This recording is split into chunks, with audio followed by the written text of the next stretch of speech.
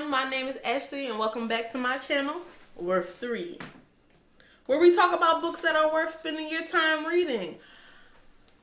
So I've been trying to rack my brain to think of new content and new things to bring to BookTube. While I was editing my last video, it clicked. How about I do a worth the watch? So this is my very first worth the watch video. I'll be talking about TV shows and movies that I'm watching while I'm editing my worth the read videos. So let's get right into it. So as much as I love reading, it's the same amount that I love to watch movies and television series. I'm the kind of person that has a Netflix subscription, Hulu, Amazon Prime, all the premium channels, and cable in every room. Which is crazy because, like I said before, I work 2 jobs and I'm never home. But I just like the feeling of knowing that if I want to watch it and it's something new, I had access to it. So in this Worth the Watch, we're going to be talking about the Netflix series On My Block.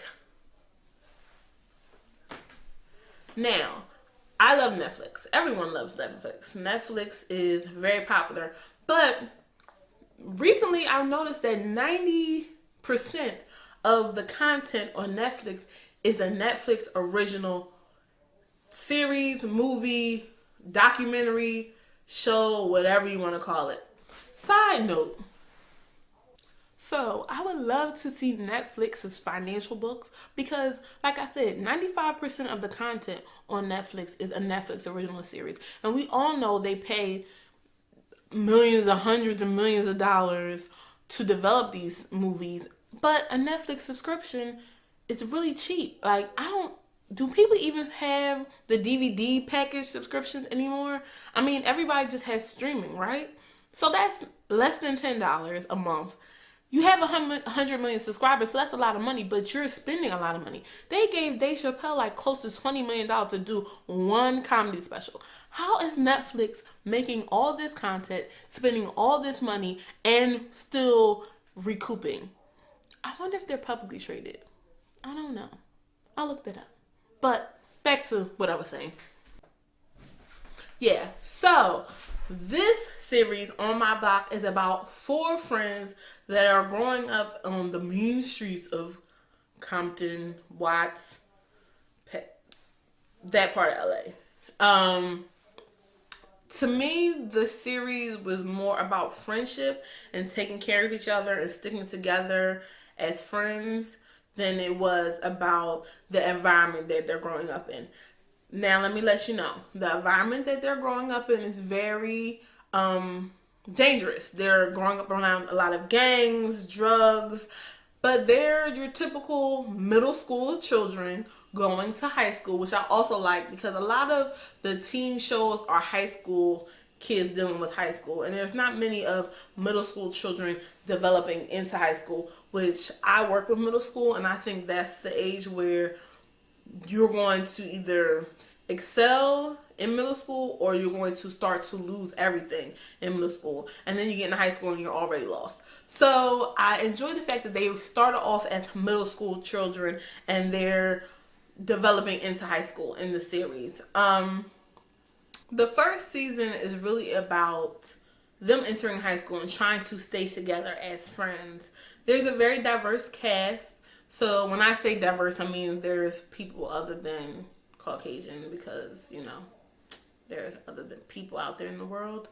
There's Hispanic, Afro-American, and the cast resembles the neighborhood that they're living in.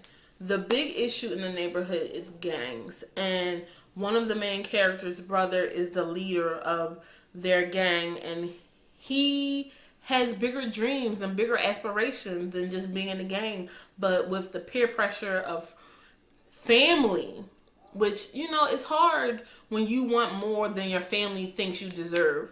But the support of his friends not to be consumed by the lifestyle of being in the gang.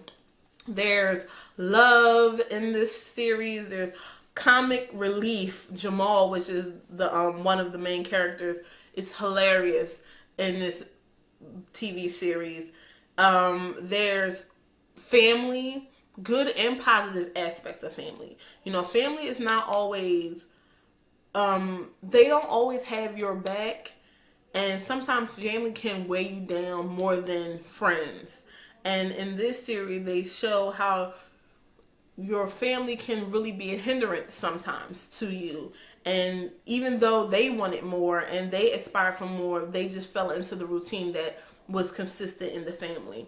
I truly enjoyed this series. I binge watched the whole thing while I was editing my last video. So it's 10 episodes. I watched from top to bottom.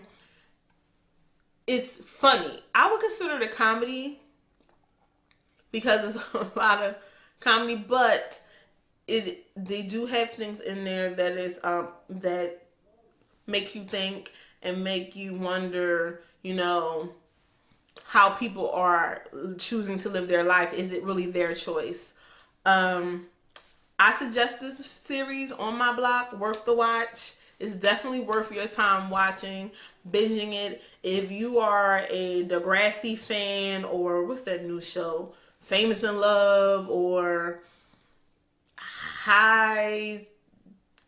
something high also. Very similar, but more realistic to real life than these rich kids having problems in high school, which I think is so boring. So boring.